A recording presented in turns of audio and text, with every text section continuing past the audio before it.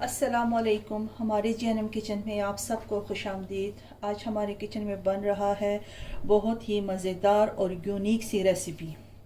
बन रहा है साग और मछली। ठीक है जी, तो चलिए जी अपनी रेसिपी शुरू करते हैं इस दुआ के साथ कि अल्लाह ताला सबके दस्तरखान भरे रखे, आबाद रखे, आमीन सुम्मा आमीन। यहाँ पे ये मेरे पास है सरसों का साग। मैंने चार गड्डियाँ जो होती हैं साग की वो ली थी, और इसको मैंने उबालते वक्त मैंने इसमें सिर्फ नमक, कुटी हुई मिर्च और साबुत लहसुन मैंने डाल के इसको उबाल दिया था, और इसमें कुछ भी शामिल नहीं किया। यहाँ पे ये मेरे पास है टूना फ़िश। मैंने कैन वाली फ़िश इस्तेमाल कर रही हूँ। जो कैन में टूना फ़िश आती है मैंने वो वाली ली है। अगर आपके पास इसमें बोनलेस मछली ही इस्तेमाल होती है। अगर आपके पास, आप अपनी पसंद से कोई भी मछली इसमें इस्तेमाल कर सकते हैं। बोनलेस लें, अगर बोन वाली तो उसको हल्का सा स्टीम करके उसमें से कांटे निकाल के उसको इस्तेमाल करें। यहाँ पे मेरे पास मैंने ली है टूना फ़िश। और मसालों में मेरे पास है ये तकरीबन नमक मैंने हाफ़ टी स्पून लिया, क्योंकि आधा नमक मैंने साग में शामिल किया था, इसलिए नमक यहाँ पे मैं कम इस्तेमाल कर रही हूँ। यहाँ पे पेपरिका पाउडर है, हल्दी पाउडर है, कुटी हुई मिर्च है, भुना हुआ धनिया ज़ीरा पाउडर है, ये मेथी पाउडर है। मसालों की क्वांटिटी आप अपने टेस्ट के हिसाब से कम ज़्यादा कर सकते हैं। यहाँ पे मेरे पास कैन वाले टमाटर हैं, अगर आपके पास फ्रेश है तो आप फ्रेश इस्तेमाल करें। ये मेरे पास लहसुन है और अदरक है, इसको मैंने कद्दूकश कर लिया है। प्याज है तकरीबन 2 दरमियाने साइज़ की मैंने प्याज ली, उसको मैंने इस तरह स्लाइस में काट दिया। और ये तकरीबन हरी मिर्चें, और ये मैंने अलग से इस तरह से लहसुन इसको भी कद्दूकश किया। ये इसको ऊपर से हम तड़का लगाने के लिए इस्तेमाल करेंगे। यहाँ पे मैंने कुकिंग ऑयल गर्म होने के लिए रख दिया। ये गर्म हो चुका है, अब इसमें प्याज शामिल करेंगे। बिस्मिल्लाहिर्रहमानिर्रहीम। अच्छा, साग आप अपनी मर्ज़ी से कोई भी इस्तेमाल कर सकते हैं, लेकिन ये रेसिपी सिर्फ सरसों के साग में ही अच्छी बनती है, तो इसलिए आप सरसों का ही साग इस्तेमाल करें। और वीडियो को एंड तक देखें, वीडियो को स्किप मत करें। अगर चैनल पे नए हैं तो प्लीज़ जीएनएम चैनल को सब्सक्राइब कर दें। अच्छा जी, देखें प्याज का हल्का सा कलर चेंज हो गया। अभी स्टेज पे आके मैं इसमें ये अदरक लहसुन डाल दूँगी।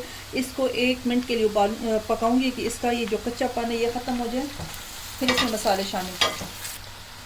अच्छा जी, देखिए अदरक लहसुन हो गया। अब इसमें मैं पानी डालती हूँ कि इसके साथ प्याज और अदरक लहसुन नरम भी हो जाएगा, और साथ ही मैं सारे मसाले शामिल कर देती हूँ। इसको थोड़ा सा इसके साथ मिक्स करूँगी, भूनूँगी। अच्छा जी, देखिए मसाला माशाल्लाह से भुन चुका है। अब इसमें ये टमाटर, मैंने ये हरी वाली मिर्चें भी काट के साथ ही शामिल कर दी थी। इनको मिक्स करके थोड़ी देर के लिए मैं कवर करके रख दूँगी कि टमाटर बीच में सॉफ्ट हो जाए।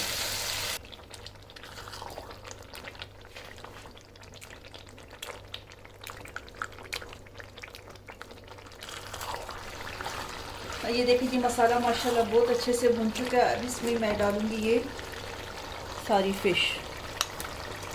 ये फ़िश डाल के इसको तकरीबन 4-5 मिनट के लिए मैं अच्छे से इसके साथ भूनूँगी, फिर इसमें हम साग शामिल करेंगे। अच्छा जी, देखिए मछली अच्छे से माशाल्लाह से फ्राई हो चुकी है। वो बर्तन मुझे छोटा लगा तो मैंने इसको देचकी में ट्रांसफ़र कर दिया, और इसमें अब मैं डालूँगी साग डाल के साग के साथ मैं इसको अच्छे से मिक्स करूँगी, भूनूँगी, और थोड़ी देर के लिए कवर करके रख दूँगी।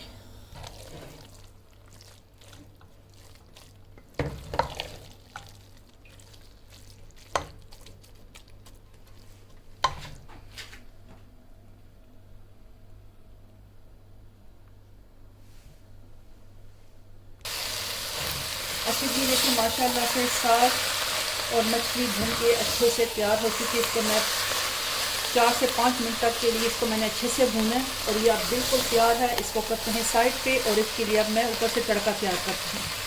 अच्छा जी, देखिए इस कढ़ाई में मैंने घी गरम कर लिया। अच्छा, ये वही कढ़ाई है जिस पे मैंने मसाला और मछली को भूना था, तो इसीलिए मैंने उसी में घी डाल के गरम कर दिया, और मैं इसमें ये डाल के इसको हल्का सा भूनूंगी, जैसे हम तड़का तैयार करते हैं। बस इसको भून के उसके ऊपर साग के ऊपर डाल दूँगी।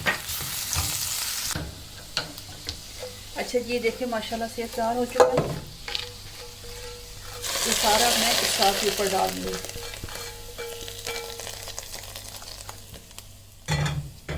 इसको मिक्स करके 1 मिनट के लिए मैं सिर्फ कवर करके रखती हूँ कि ये सारी लहसुन की जो खुशबू है ये साग में शामिल हो जाए, और फिर आपको डिश आउट करके दिखाती हूँ। अच्छा ये देखिए माशाल्लाह से सरसों का साग और मछली पक के बिल्कुल तैयार हो चुकी है। आपने ये रेसिपी ज़रूर ट्राई करनी है। ज़रूर इस रेसिपी को ट्राई करें, ये बहुत मज़े की बनती है।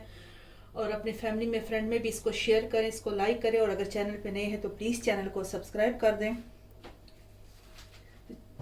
इसके ऊपर से अच्छा तड़का भी मैंने लगाया, हरी मिर्ची ऊपर से शामिल कर दी हैं और ऊपर से मक्खन भी रख दिए।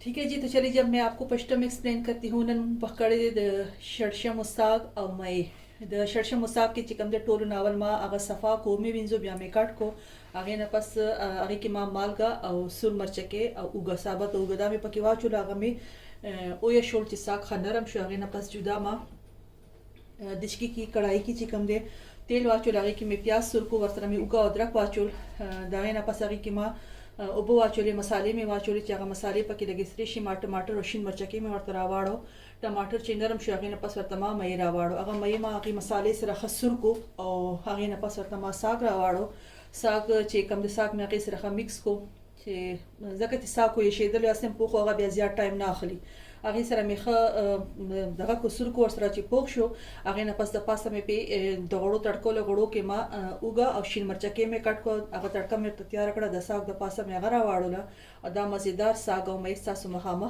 तैयार दे।